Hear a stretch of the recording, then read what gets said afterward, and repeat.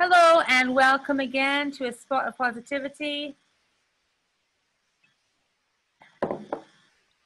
This is a special edition of a talk with me Wednesday, I guess, for Canada Day. It's the 1st of July, which is Canada Day, and I have with me a Canadian woman that I'm going to interview today. There she is, my lovely daughter, Bronwen Barton. And Bronwen's going to talk a little bit about art and creativity. And just want to say thank you very much for joining us today, Bronwen. Yeah, thank you very much for having me. I was wondering, we're going to ask you a few questions today, and maybe you can inspire us with some of your stuff you do. But could you tell us a little bit about yourself and maybe what are your creative expressions? Yeah, I would say. Okay. Hi, I'm Bronwen Barton. I was born in Canada and I've just recently moved here. Lived in Scotland my whole life, and I've moved here so me and my fiance can live here. He's from America, so that's the easiest process to do. So we're moving to Canada together eventually. My favorite creative expressions are music and fine art, but I like all types of different art. So, yeah. Right. And how long have you been doing art? Like, when did you first realize it was something you really liked? I think from a very young age, to be honest. I mean, growing up with Rosalie, my mum, and my dad being so creative all the time and always singing and always laughing and having, like, art just brought us so much joy. Just from a very young age, I always found it just a very happy and nice thing to do, a nice escape as well. Yeah, so I remember it from a very young age. I can't remember a specific day because I was always surrounded by it.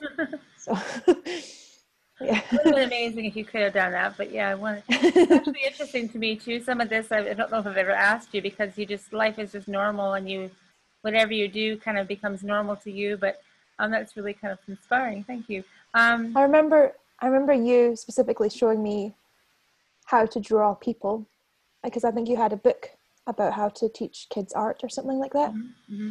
Or do you remember that book? I don't know. But yeah, I remember that, and I think I was quite young, like maybe 5 or 6.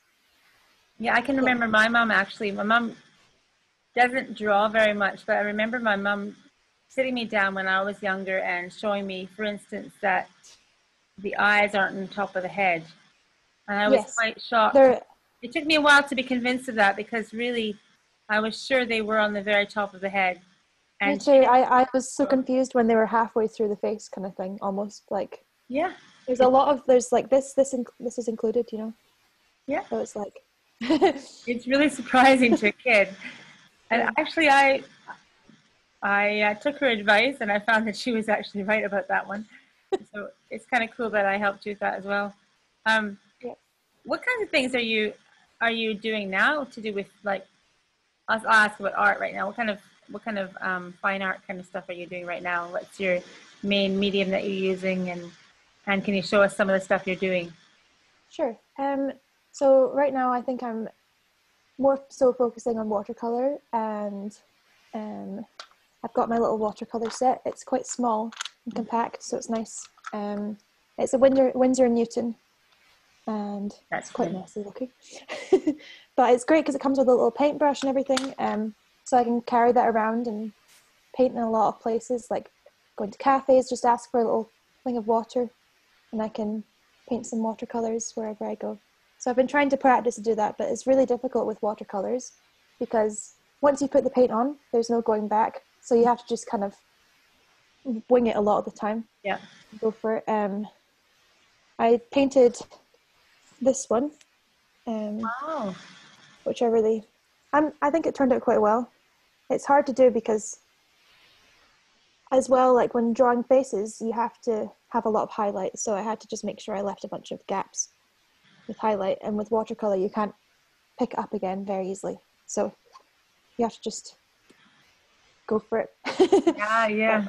There's a lot of that in art, isn't it? You just got to go for it and forgive yourself if you make mistakes and try to make something out of it anyway. Yeah. So that's mainly what I've been focusing on, watercolor. Yeah, and quite a lot of portrait kind of stuff, or all kinds of things? Mainly portraiture, but like, I think that I've been trying to try different things. Like, I painted a cow, if you want to see that, or flowers and things like that. Let's see this. If I can find the cow. Well, I painted a bumblebee as well. Well, that's gorgeous. Wow. And that was a more detailed one, I'd say. Can't see an ice cream as well. Oh yeah, that looks great. So it's just a variety of things to like play around with tone and shading with watercolor. Do you do commissions as well? Do I do commissions? Yeah. I'm open to it. I've only done a couple commissions with more digital art. Right. So I made something for my friend for their band cover, for my own band cover as well, and then album cover, sorry, not band. And I've also done digital art for a couple, and I just drew them. Yeah. So, would you say that you prefer acrylics to watercolor? I think so. Yeah, I think because I'm able to build on it. Of course, I am one to say, "Oh, just go for it. It doesn't matter if you make mistakes," because I'm trying to live by that now. Because otherwise, you get too overwhelmed by being perfect at everything you do when you come into art. So, I think that like that's the reason why I've been trying to do watercolor, because it helps me to just like go for it. With acrylics, I can be more like I can make mistakes and I can layer up and reapply different things, and so I do like doing that layering effect when I am when I know I'm going to mess up a lot more. So yeah. Do you think that kind of feeling of the perfectionism and feeling like you're overwhelmed, there's too many options, do you think those are kind of things, pitfalls people have when they want to get more involved in art, but like, do you think that's a kind of a real impediment or a real kind of barrier to people exploring stuff? 100%. That's something that's like really stopped me for a lot of my life. Like for ages, I just thought I'm not good enough to draw. I'm not good enough to share my own drawings, because now I have an Instagram where I share my drawings and a lot of people like it. But like for ages, I was just like looking at other people's art and I was thinking, there's no way I can do anything as good as that. But it's like everyone views art differently, and so that's what's so beautiful about it, is that like it doesn't need to be perfect. You can be drawn to the color, like people can look at it and like it doesn't have to be detailed, it doesn't have to be anything. Yeah, that's what's so beautiful about it, is that like, but like that's the beauty of it all, because it can like really reach anyone, and it doesn't, you know, and that's what I've learned about my art, at least. Like I'd never thought it's a piece of art that deserves to be on a wall in a gallery, or you know, that kind of thing. You don't have to be perfect, or you don't have to have it a certain way.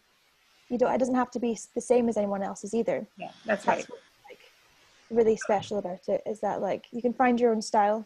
Yeah, find what you're really good at, by trying lots of different mediums, by trying lots of different, like I've tried doing clay, I've tried doing acrylics, I've tried like songwriting even, you know, like yeah, all kind of different forms of art. And I think it's really, even film, try lots of different things, and you can find your own creative medium, and it's a really great way to express yourself, I think. I think there's so much more that I can learn from you, and probably a lot of my viewers can learn from you, because you have a lot of good ideas. And actually, for someone so young, that's a really good, important lesson to learn, just to get over yourself and try things and not feel like you have to compete with everybody else. You're working towards your personal best, or your skills to be advanced, or your expression to come out. So I mean, I'm learning that now, but I'm, you know, proud of you that you're learning that at a younger age. I'd love to have you come on the show again, tell us a bit more about some of that stuff.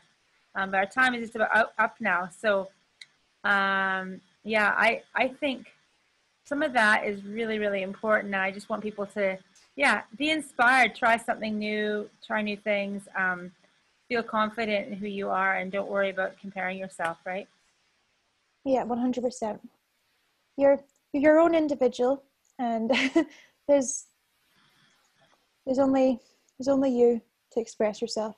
Yeah. I It's had like a moment once a couple years ago when I realized that something I created, I thought, if I hadn't created that, it wouldn't exist. And I know that sounds really stupid and simple, but for me, it was huge. I thought, wow, I can create something brand new that has never been done before. So yeah, I'm again say thank you so much for joining us, Bronwen, and we'd really love to have you on again if that's okay. And I'm sure everybody's enjoyed being with us today. So yeah, join us again on Spot of Positivity, and we will see you again soon. Thanks, Bronwen. bye bye. Bye bye. Thank you.